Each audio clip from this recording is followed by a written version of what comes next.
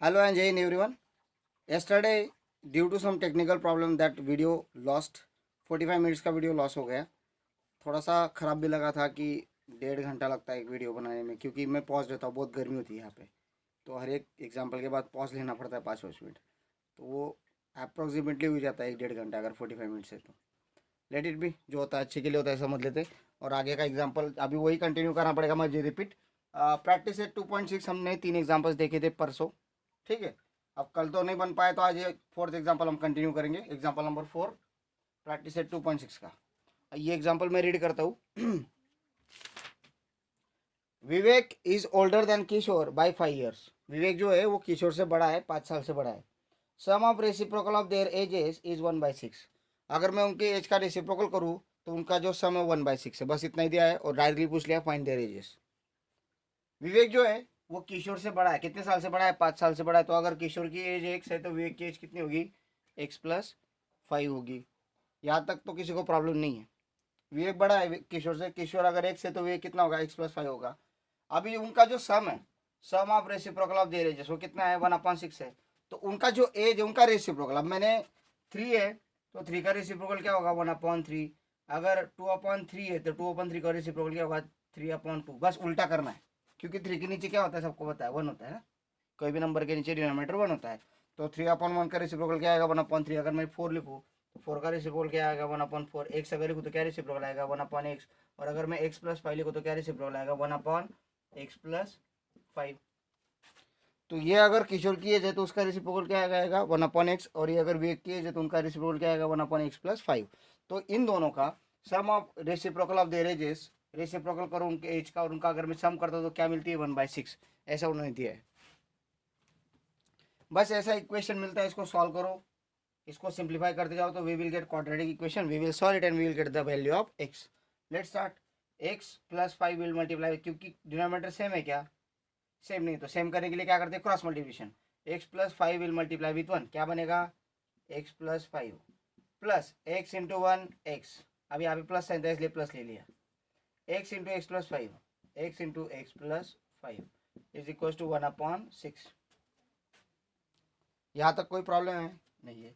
x+x कितना होगा? 2x+5. x into x क्या बनेगा? x² plus x into 5x equal to 1/6. ये जब यहाँ पे मल्टीप्लाई करेगा तो as it is plus sign, ये यहाँ पे मल्टीप्लाई कर रहा है, ये नीचे का x के साथ मल्टीप्लाई करेगा इसलिए मल्टीप्लिकेशन, तो पूरे दोनों के साथ मल्टीप्लाई करता है. ठीक है. x इंटू एक्स क्या बन गया? x². x इंटू 5 क्या बन गया? 5x. x प्लस x क्या बन जाएगा? 2x और plus 5 as it is 1/6 as it is. अब हमारा पूरा काम नहीं हुआ है क्या? है कि नहीं? अब ये 6 को मल्टीप्लाई करेगा और x² प्लस 5x 1 को मल्टीप्लाई करेगा. तो 6 अगर इनको मल्टीप्लाई करेगा तो दोनों को मल्टीप्लाई करता है, क्योंकि वहाँ पे प्लस साइन है, याद रखना है. तो क्या होगा? 6 in bracket 2x plus 5 is equal to x² plus 5x. ठीक है. ये पूरा x² प्लस 5x 1 के साथ मल्टीप्लाई करेगा तो कुछ इफेक्ट नहीं होता 1 का, तो एज इट इज उसको मैंने लिख दिया. 6×2 = 12x plus 6×5 = 30 is equal to x² plus 5x. Okay, यहाँ तक किसी को प्रॉब्लम है? नहीं है. अभी बहुत सारे बच्चे बोलेंगे सर x² को उधर ले लो. अगर आपने x² को उधर ले तो क्या बनेगा? -x² बन जाएगा बेटा. और ये अगर माइनस है तो हमको क्या करना पड़ेगा? अगर हम सॉल्व करते तो यहाँ पे समझ लीजिए, अगर आपका 30 नंबर आता है तो 30 मल्टीप्लाई माइनस तो -30 बनेगा. और कभी कभी जल्दी जल्दी में क्या गड़बड़ हो जाती है, हम ये माइनस को इंपॉर्टेंस ही देते नहीं है. बराबर है कि नहीं? प्रोडक्ट स्प्लिट अप के लिए हम प्रोडक्ट लेते हैं तो प्रोडक्ट तो इनका होता है ना, इसका कांस्टेंट का और कोएफिशिएंट ऑफ एक्स का. तो वो गलती ना हो इसलिए हम क्या करेंगे, ये 12x प्लस 30 को ही उधर सेंड कर दे, यानी कि x² को हम पॉजिटिव रखने की कोशिश करेंगे ताकि हमारी जो सिली मिस्टेक है वो हो ना पाए. तो keep here 0.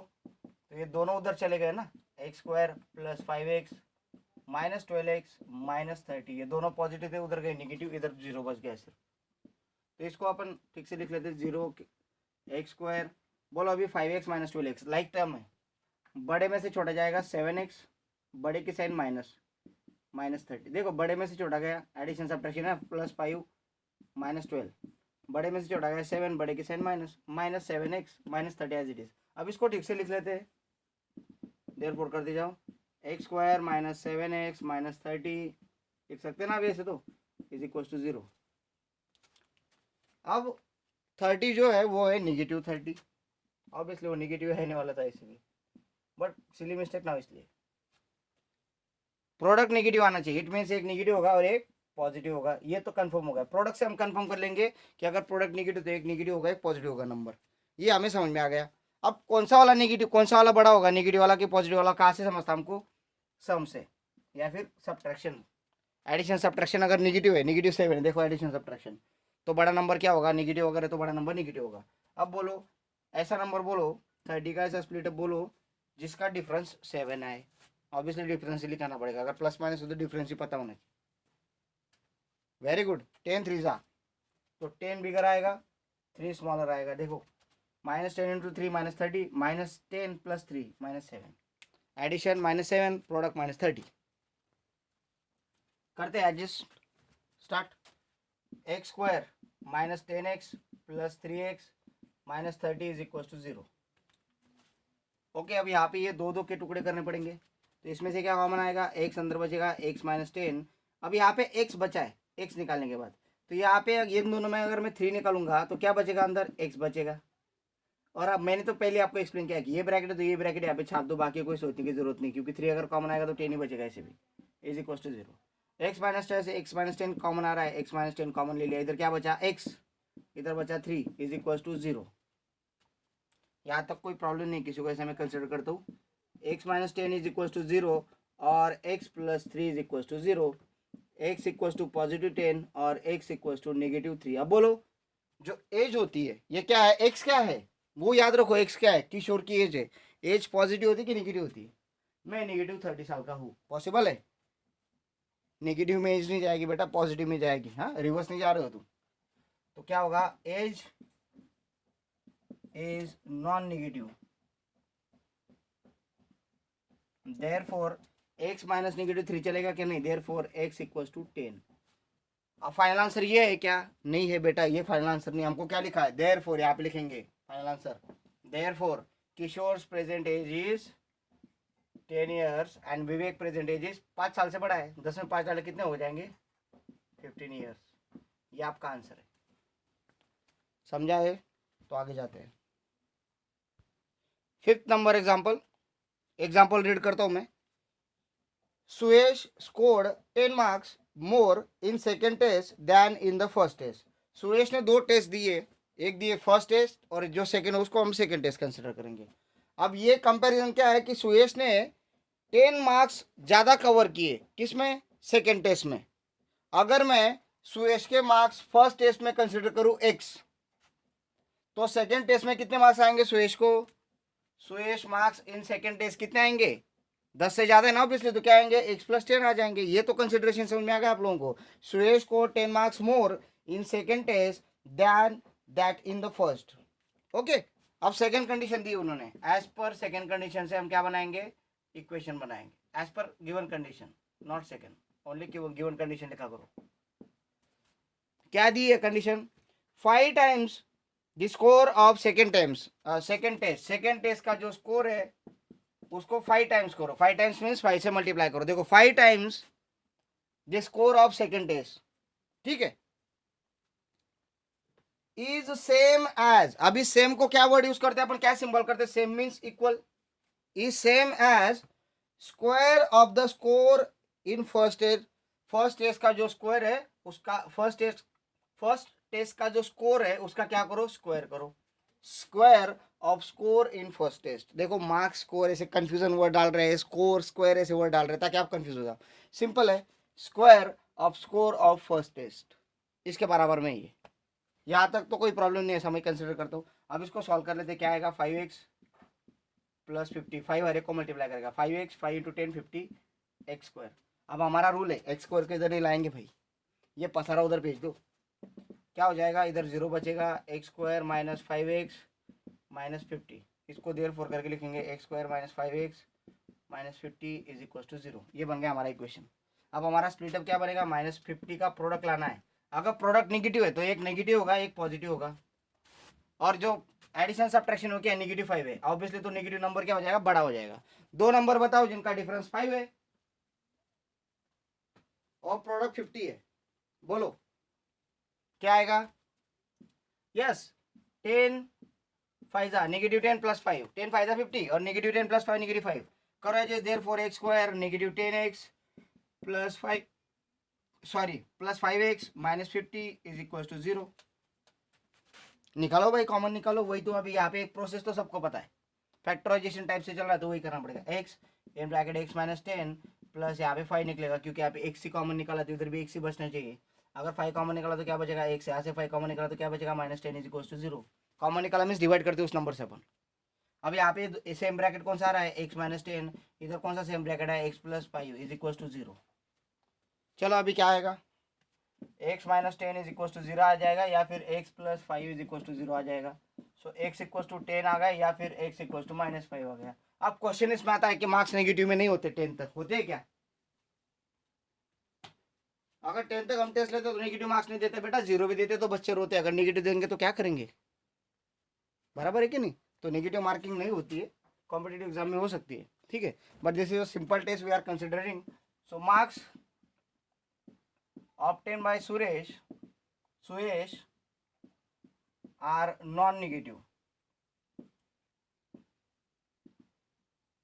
Therefore, x equal to 10 ही कंसिडर करेंगे हम, उसको नहीं कंसिडर करेंगे। यहाँ तक कोई प्रॉब्लम नहीं है, ऐसा मैं कंसिडर करता हूँ। अगर आप आगे देखोगे बेटा तो हमें क्या पूछा है, फाइंड ही स्कोर इन फर्स्ट टेस्ट। सिर्फ फर्स्ट टेस्ट का मार्क्स पूछा है हमको, तो सेकेंड टेस्ट का लिखने की जरूरत नहीं है। तो क्या लिखेंगे, therefore Suyash scored 10 marks in first test. First test में उसने 10 मार्क्स मिले, खत्म हो गया आपका आंसर, क्योंकि सेकेंड टेस्ट का पूछा नहीं तो मत करो ना कैलकुलेट, ठीक है? नहीं समझा रिवर्स करके देख सकते हो। आगे जाते हैं। मिस्टर कसम करके एक बिजनेसमैन है, उनका अर्थेन पॉट्स बनाने का बिजनेस है। क्या बनाते हैं वो, घड़े बनाते हैं मिट्टी के। अब वो दिन भर में कुछ घड़े बना लेते हैं, ठीक है। He makes certain number of pots on daily basis, रोज फिक्स नंबर ऑफ पॉट्स वो बनाते हैं। Production cost of each pot, हर एक घड़े की कीमत ₹40 more than 10 times total number of pots. अभी पहले क्या करना पड़ेगा हमें, यहाँ पे कंडीशन दी कि भाई एक घड़े की कीमत कितनी है, वो नंबर ऑफ घड़े पे डिपेंड है, नंबर ऑफ पॉट्स पे डिपेंड कर दिया उन्होंने, कंडीशन देके कर दिया। तो हमारा काम यहाँ पे क्या रहेगा कि हम पहले नंबर ऑफ पॉट्स कंसिडर कर लेंगे। So number of pots produce everyday वो कितने पॉट बनाता है भाई, एक्स। यहाँ तक तो कोई प्रॉब्लम नहीं, पहला सेंटेंस नहीं है, ठीक है। अभी नेक्स्ट जाएंगे। अगर आप देखोगे तो पहला कंडीशन दिया उन्हें, एज पर कंडीशन। क्या कंडीशन दिया है कि जो हर एक पॉट की कीमत है, production cost of each pot is ₹40 more than 10 times total number of pots. Is ₹40 more, 40 ज्यादा, किससे 40 ज्यादा, is ₹40 more than 10 times total number of pot.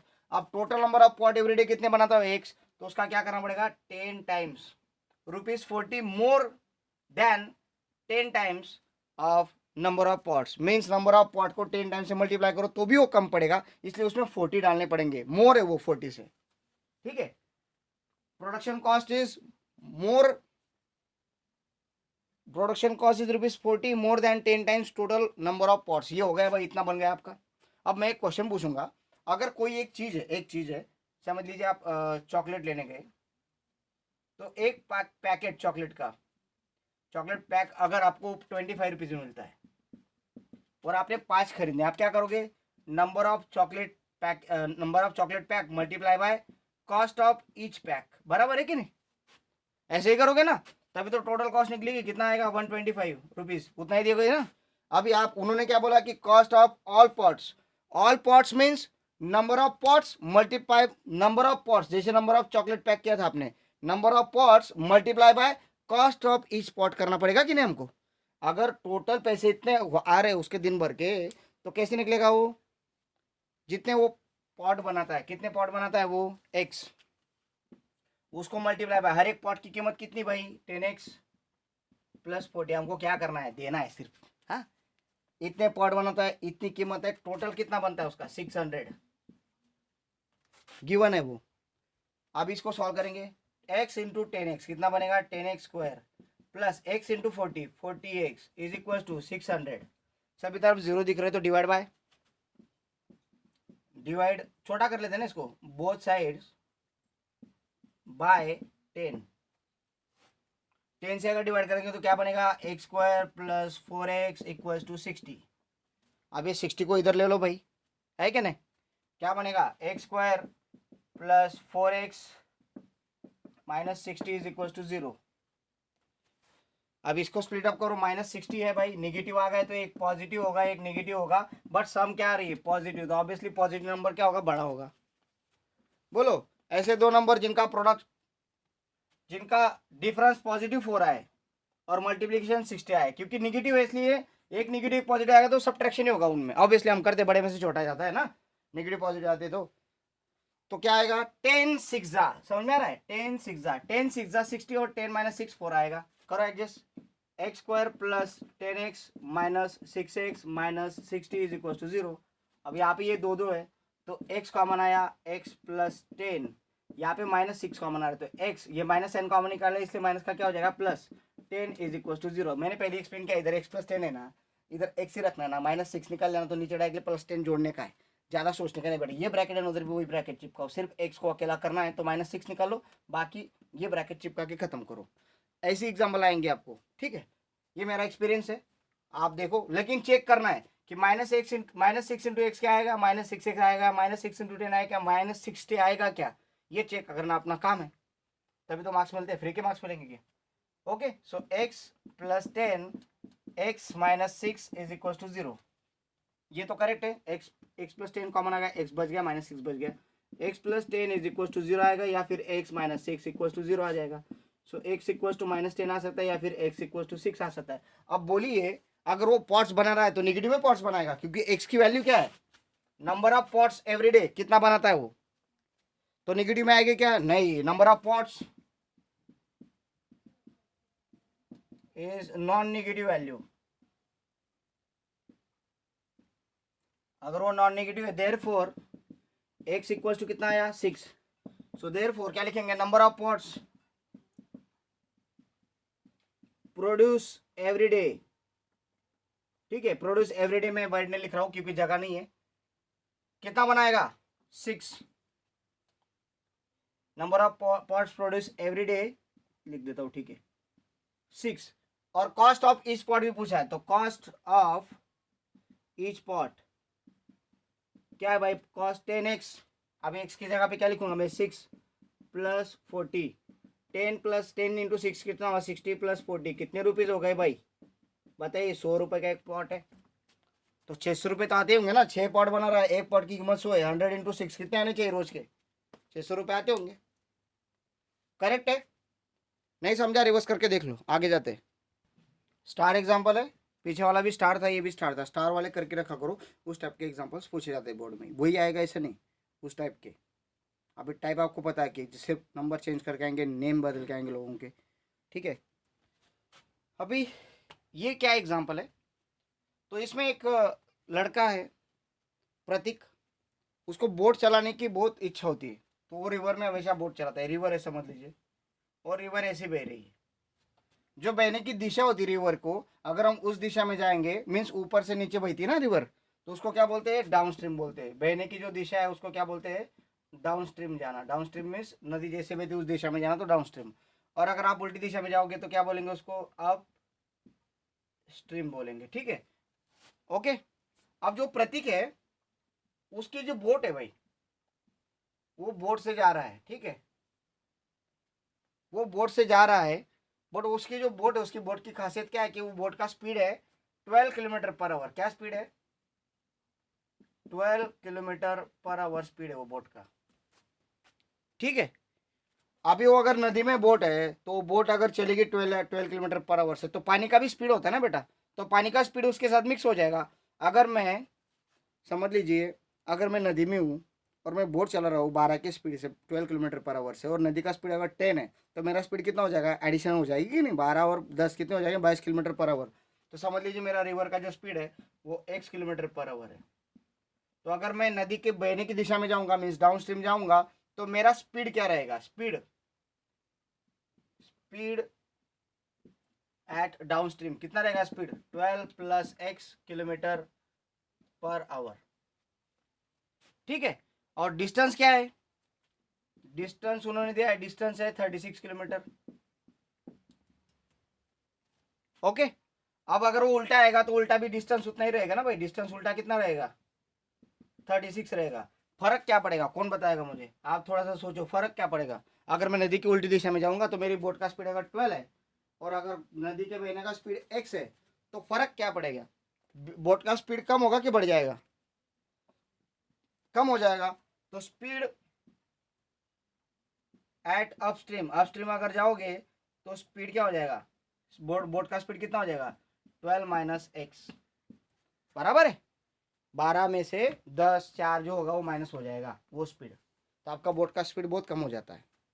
तो इसलिए अपन बोलते हैं ना कि भाई जैसे पानी बहता है उसके साथ बहो, यानी कि आपकी दिशा बहुत, आपको स्पीड मिल जाता है। उल्टी दिशा में मैं तैरा करूँ, उल्टी दिशा में जो तैरता है अगर उसका स्पीड ज़्यादा होगा तो भी उसका स्पीड कम हो जाता है, मीन्स वो माइनस हो जाता है। तो ये कंसेप्ट आपको समझा होगा, मैं इसे कंसिडर करता हूँ। तो अभी दिया क्या है, करना क्या है, मैं रीड करता हूँ। Prateek takes 8 hour to travel 36 kilometre down stream and return to the same spot. The speed of boat in still water is 12 km per hour. Find the speed of water. ये जो x है इसकी value निकालनी है, जिसकी value निकालनी है उसको पहले कंसिडर कर लेते ना। कंसिडर क्या कंसिडर करोगे भाई, स्पीड ऑफ वाटर, क्या है speed of water, x kilometre per our, 1 घंटे में x किलोमीटर चलता है वो। ठीक है, यहां तक कोई प्रॉब्लम है? ओके, तो इसके आगे भाई speed of boat down stream, speed of boat लिखना पड़ेगा ना, स्पीड ऑफ बोट, बट कौन सा, डाउन स्ट्रीम में। डाउन स्ट्रीम में कितना स्पीड ऑफ बोट है बेटा 12 प्लस एक्स, अभी लिखा ना हमने, देखो डाउन स्ट्रीम में कितना था 12 plus x kilometre per our. यहां तक कोई प्रॉब्लम है? नहीं है। और अप स्ट्रीम में उल्टा जाओगे, उल्टी दिशा में बहोगे तो क्या होगा, स्पीड कम हो जाता है आदमी का, 12 minus x kilometre per hour. Speed of boat ही है भी, बोट से ही जा रहा है, बोट से आ रहा है। डिस्टेंस क्या है दोनों का, दोनों इधर से 36 जाएगा तो उधर से 36 आना ही पड़ेगा सेम स्पॉट में आने के लिए। अभी टोटल ट्रैवलिंग टाइम कितना लगा वो भी लिख लेते हैं। डिस्टेंस कितना है 36 किलोमीटर, ट्रैवलिंग टाइम कितना बेटा, total travelling time, total travelling time है आपका 8 आवर्स है। ये पूरा मैंने डिटेल में लिख लिया। अभी मेरे पास फॉर्मूला है, क्या फॉर्मूला, वी हैव, अब आपको समझ में आ गया सर स्पीड की बात करते तो स्पीड का फॉर्मूला लिखेंगे, speed equals to distance upon time. ठीक है, अब हमें क्या पूछा है, स्पीड पूछा है, बराबर है। और स्पीड अगर पूछा है तो हमें डिस्टेंस पता है क्या 36 है, टाइम पता है क्या 8 है। ऐसे नहीं चलेगा बेटा, कंडीशन क्या दी है वो समझ लेना है। हमें टोटल 8 घंटे लगे जाने का और आने का। ठीक है, अब जाने का कितना टाइम लगा मुझे पता नहीं, तो टाइम का फॉर्मूला मुझे बनाना पड़ेगा ना पहले। तो टाइम इधर ले रहा हूं मैं, टाइम इक्वल्स टू क्या बनेगा, डिस्टेंस अपॉन स्पीड। करेक्ट है क्या नहीं, distance upon speed. So time, travelling time for, travelling time to downstream, downstream का ट्रैवलिंग टाइम बोलो बेटा कितना टाइम लगेगा, डिस्टेंस कितना डिस्टेंस था ट्रैवलिंग, देखो ये समझना है डीप में, रिवर्स करके देख लो नहीं समझ रहा है तो। ट्रैवलिंग टाइम, क्योंकि क्या होता है बेटा आप लोग अगर एक भी पॉइंट छूट गया तो आप लोग डायरेक्टली डिस्टर्ब हो जाते हो, समझना है। टाइम निकालना है, टाइम निकाल रहे हैं, ट्रैवलिंग टाइम कौन सा, डाउन स्ट्रीम का, तो उसके लिए डिस्टेंस आएगा, डाउन स्ट्रीम डिस्टेंस कितना है 36, डाउन स्ट्रीम स्पीड कितना था बोट का 12 plus x, according to the formula. Time का फॉर्मूला क्या है, distance upon speed, downstream distance कितना था 36, स्पीड कितना था 12 प्लस एक्स बोट का। Travelling time to upstream, upstream कितना टाइम लगेगा बताइए, उल्टा कितना डिस्टेंस है 36, ठीक है, स्पीड कितना है 12 माइनस एक्स, ये टाइम मिल रहा है दोनों का, बट दोनों मिला के टोटल टाइम कितना लगा है 8 आवर्स। लग गई बत्ती जल गई, कितना करोगे, ये दोनों मिला के कितना हो रहा है 8 hours. Therefore as per given condition,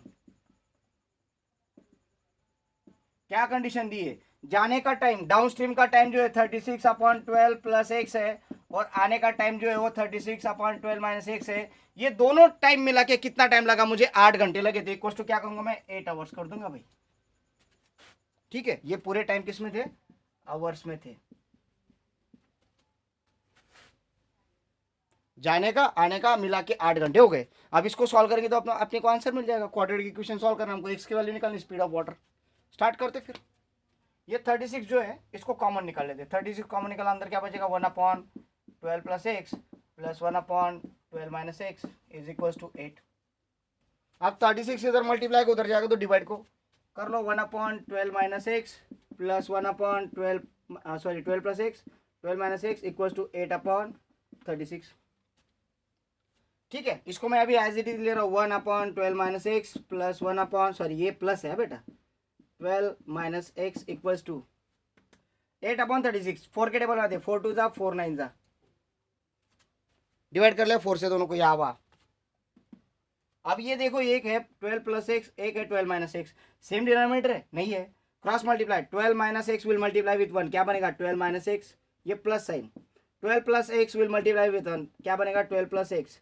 नीचे क्या आ जाएगा इन दोनों का मल्टीप्लिकेशन 12 प्लस एक्स और ये 12 माइनस एक्स इक्वल्स टू 2/9। खतरनाक बन गया है, ऐसा कुछ नहीं है।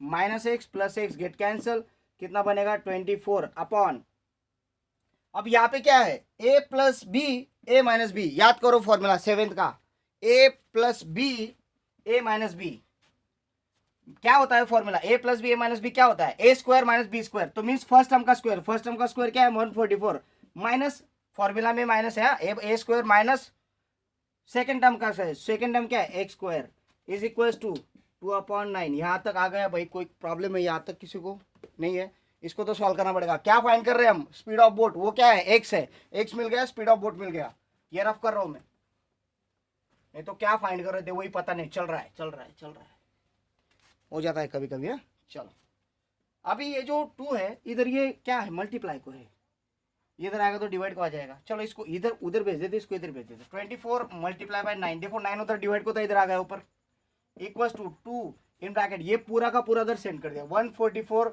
माइनस एक्स स्क्वायर, दिख रहा है आप लोगों को, दिख रहा है दिख रहा है, ये पूरा उधर सेंड कर दिया, ये 9 इधर ले आए। अब ये 2 जो है ये इधर मल्टीप्लाई को इधर आएगा तो डिवाइड को 24 मल्टीप्लाई बाय 9/2, ये 144 माइनस एक्स स्क्वायर, 2 1 जा 2 2 12 जा 12 multiply by 9 is equal to 144 minus x square, 12 9 जा 108। ये फास्ट कर रहा हूँ क्योंकि ये बच्चों का खेल है आपके लिए, ठीक है। अब ये 144 इधर आएगा 108 minus 144 equal to negative x square, याद रखो ये निगेटिव है, नहीं तो फिर कर दो पूरी खिचड़ी। ये कितना आएगा -36 equal to negative x square, x square किधर भेजा 36 को उधर भेजा, या फिर multiply both side by negative, ये अगर सेम साइन आती तो कट करके हम कर सकते हैं। तो x की वैल्यू क्या है भाई +-6, बट स्पीड प्लस में होता है कि माइनस में होता है, प्लस में, so speed is non negative, so therefore speed of water, water का स्पीड फाइंड करें ना, is equal to 6 kilometre per hour. देखो भाई 6 किलोमीटर पर आवर का स्पीड था पानी का, समझा होगा, ऐसे कंसिडर करता हूँ। नेक्स्ट एग्जांपल देखते हैं, नहीं समझा रिवर्स करके देखो। देखो निशु और पिंटू 2 वर्कर्स है जो दोनों एक पर्टिकुलर काम के लिए जाते हैं। अब उनका क्या काम है, वो सिलाई मशीन पे जा रहे हैं, कहाँ पे जा रहे हैं आई डोंट नो, उनको सेम वर्क मिलता है रोज। अगर वो सेपरेट सेपरेट एक काम करते हैं, अगर मैं वो निशा गई निशु गई, अगर वो काम अकेले करेगी तो उसको कितने दिन लगते हैं, x डेज लगते हैं। दिया उन्होंने कि पिंटू को 6 दिन ज़्यादा लगते हैं निशु से। एक पर्टिकुलर काम जो है वो रोज वही काम करते हैं दोनों, अगर पिंटू अकेला करेगा निशा से 6 दिन ज़्यादा लगते हैं उसको, तो निशा को अगर x दिन लगते होंगे तो पिंटू को कितने दिन लगते होंगे x + 6, ये कंसिडर कर लिया। यहाँ तो कोई प्रॉब्लम है, पिंटू को 6 दिन ज़्यादा लगते हैं एक काम करने के लिए, अकेले की बात कर रहा हूँ मैं। निशु अगर अकेले करेगी तो x, पिंटू अगर अकेले करेगा तो x + 6, 6 दिन ज़्यादा लगेंगे निशा से। निशा के अगर 10 दिन है तो पिंटू के 16 दिन, निशा के अगर 20 दिन है तो पिंटू के 26 दिन, 6 ऐड करना आपको निशा के डेज में, ये हो गया। अभी बात ये है कि अगर ये दोनों मिल जाए और दोनों मिलके वही काम करे तो उनको 4 दिन में ये काम खत्म कर देते, इतने खतरनाक है ये, ठीक है। दोनों मिलके करेंगे तो कितने डेज लगेंगे, सिर्फ 4 दिन। समझ में आ रहा है। अभी बात ये है कि हमें निशु कितने दिन में कंप्लीट करती है और पिंटू कितने दिन में काम कंप्लीट कर रहा है ये निकालना, मीन्स एक्स और एक्स यहाँ पे दोनों की वैल्यू निकालनी है। तो कंडीशन क्या दी मैं रीड करता हूँ। If they work together they finish it in 4 days, 4 दिन में खत्म करते। तो हमको एक दिन का काम निकालना पड़ेगा। निशूज वर्क इन 1 day, एक दिन में कितना काम करेगी Nishu, 1/x and Pintu's work in 1 day कितना आएगा वो 1/x + 6। देखो बेटा एक कंसेप्ट समझ लो, अगर मैं कोई काम कर रहा हूँ 10 दिन में, समझ लो मेरा जो वर्क है वो 10 दिन में होता है। कितने डेज में होता है, 10 दिन में। और अगर वो काम मैं 5 दिन तक करूँ, अगर वो काम मैं 5 दिन तक करूँ मीन्स 5 days तक किया, जो 10 दिन का काम है, तो मैंने कितना काम किया, 5 दिन काम किया। कितने में से, 10 में से। तो मैंने इतना वर्क किया, कितना किया, 5/10 बराबर है नहीं। मैं हाफ डेज काम किए तो वर्क भी हाफ ही होगा ना। देखो 5/10 क्या बनेगा, हाफ वर्क डन होगा कि नहीं। कुछ कंसेप्ट समझ में आ रहा है। अगर मैं 4 दिन काम करता हूँ, ठीक है, मेरे को एक काम करने के लिए 4 दिन लगते हैं, तो अगर मैं एक ही दिन काम करता हूँ 4 दिन के काम को, तो मैंने एक दिन मीन्स कितना होगा काम, अगर वो पूरा 100% है, ठीक है, मैं 4 दिन में ये काम कंप्लीट करता हूँ। और अगर मैं एक ही दिन में काम कंप्लीट करूंगा तो मैं कितना काम कंप्लीट कर रहा हूँ, 1/4 काम कंप्लीट कर रहा हूँ। I am just completing 1/4 work. ठीक है, ये कंसेप्ट समझ लो। क्या, number of working total requirement, ये हो गया उतना वर्क, उतना काम लग रहा है आपको। ये मैंने एक्सप्लेन किया था। देखो आपको, अगर मैं 10 में से 5 दिन काम करता हूँ तो मेरा वर्क कितना हो रहा है, 5 दिन काम कर रहा हूँ 10 में से, तो मेरा वर्क होगा 5/10 वर्क। इतना वर्क कंप्लीशन हो रहा है मेरा। अब यहाँ पे निशु जो है उसको x दिन लगते हैं, तो एक दिन में वो कितना काम करेगी, 1/x। जैसे मैंने यहाँ पे आपको एक्सप्लेन किया 4 दिन लगते हैं, तो एक दिन अगर काम करूंगा तो कितना काम होगा, 1/1/4 काम होगा। 1/4 मीन्स 25% ही काम होगा ना। फिर दूसरे दिन 25%, फिर तीसरे दिन 25%, फिर चौथे दिन 25%, टोटल कितना होगा, 100% काम कंप्लीट होता है। ठीक है, तो निशु को एक दिन में कितना काम होगा, 1/x, और पिंटू का कितना काम होगा, 1/x + 6। बट दोनों मिलेंगे टुगेदर वर्क इन 1 day। चलो, together work in 1 day, but वो दोनों, अभी निशु एक काम x दिन में खत्म करती तो 1/x लिया, पिंटू अकेला एक दिन में एक काम x + 6 में करते तो 1/x + 6 लिया एक दिन के लिए। दोनों मिलके कितने दिन में कंप्लीट करते, 4 दिन में। तो आपको यहाँ पे क्या लेना पड़ेगा, टुगेदर वर्क 1 day, क्या आएगा, 1/4। क्या आएगा, 1/4।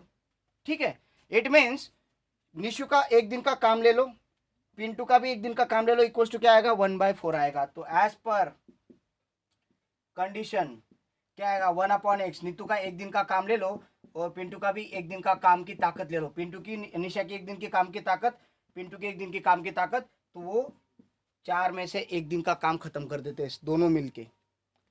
टुगेदर वर्क अगर करेंगे, एक दिन निशु एक दिन पिंटू साथ में एक दिन काम करेंगे, तो 4 दिन का काम मीन्स 4 में से एक दिन का काम वो खत्म कर देंगे टुगेदर में। क्लियर हो गया कंसेप्ट बेटा। सेपरेट सेपरेट 1/x 1/x + 6 लग रहा था। अगर साथ में काम करेंगे तो निशा भी एक दिन देगी, पिंटू भी एक दिन देगा, साथ में काम करेंगे तो दोनों मिलके कितना कितने टाइम में काम खत्म करते, 4 दिन में काम खत्म करते। तो दोनों मिलके कितना वर्क खत्म करेंगे एक दिन में, 1/4। तो 1/4 दिखा है दोनों मिलके। क्लियर है, cross multiply x + 6 plus x × 1 x upon x × x + 6 is equal to 1/4। देखो x + 6 मल्टीप्लाई भी 1, x × 1 x, x × x + 6, ये आपको पता है, कोई प्रॉब्लम नहीं। आगे जाते हैं फिर। अब x + x कितना बनेगा, 2x + 6 upon x × x, x² x × 6 + 6x is equal to 1/4। ठीक है, अब ये 4 इन दोनों को मल्टीप्लाई कर रहे हैं, ये दोनों इसको मल्टीप्लाई करेंगे। 4 in bracket 2x + 6 is equal to 1 in bracket x² + 6x। तो 1 का कोई फर्क पड़ता है इन पे, नहीं लिखा नहीं लिखा कोई फर्क नहीं पड़ता। चलो इनको सॉल्व करते हैं। 8x + 24 is equal to x² + 6x। अब ये पसारा उधर सेंड करो। Therefore 0 equal to x² + 6x - 8x + 24 इसको सॉल्व करेंगे तो 0 इज इक्वल टू एक लाइन में दिखना चाहिए, मैं इधर लिख रहा हूँ, जगह नहीं है इसलिए। एक्स स्क्वायर बड़े में से जोड़ा गया बड़े के साइन 2x प्लस 24 लिख लेंगे, x square minus 2x plus 24 is equal to 0 है। 24 कैसे आप स्प्लिट अप करो, ठीक है, जिसके दोनों आंसर क्या आने चाहिए। तो एक मिनट 8x अगर क्या होगा नेगेटिव तो 24 भी नेगेटिव हो जाएगा ना भाई, याद रखो, गलती नहीं होनी चाहिए। तो एक नेगेटिव एक पॉजिटिव, बताओ ऐसे दो नंबर जिनका प्रोडक्ट आया 24, 6 4 जा yes, but negative addition subtraction है तो बड़ा नेगेटिव छोटा positive. X square minus 6x plus 4x minus 24 is equal to 0, क्या कॉमन आएगा, x in bracket x minus 6, इधर 4 in bracket x minus 6 is equal to 0, x minus 6 x plus 4 is equal to 0, ये पूरा same है इसलिए मैं इसको चलने दे रहा हूँ। सो x माइनस 6 इक्वल टू 0 होगा या फिर x प्लस 4 इक्वल टू 0 होगा, ठीक है, और करके। सो x इक्वल टू 6 आ जाएगा या फिर x इक्वल टू माइनस 4 आ जाएगा। बोलिए निशु जो काम करती है एक दिन में वो क्या रहेगा, नंबर ऑफ डेज कितने लगेंगे निशु को, -4 लगेंगे 6 लगेंगे, डेज है ना ये, number of days required for Nishu कितने डेज लगेंगे, -4 और 6, यस 6। सो लिखेंगे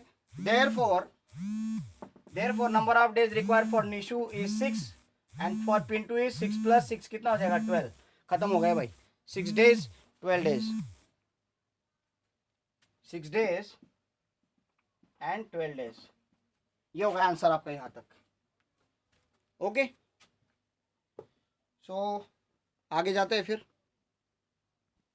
आज के लिए इतना ही, बाकी वीडियोस कल देखेंगे। देखो हम 2 दिन और एक्स्ट्रा क्लास चलाएंगे, आपको 2 दिन एक्स्ट्रा में छुट्टियाँ अलॉट कर दूंगा, ठीक है, but B with me okay.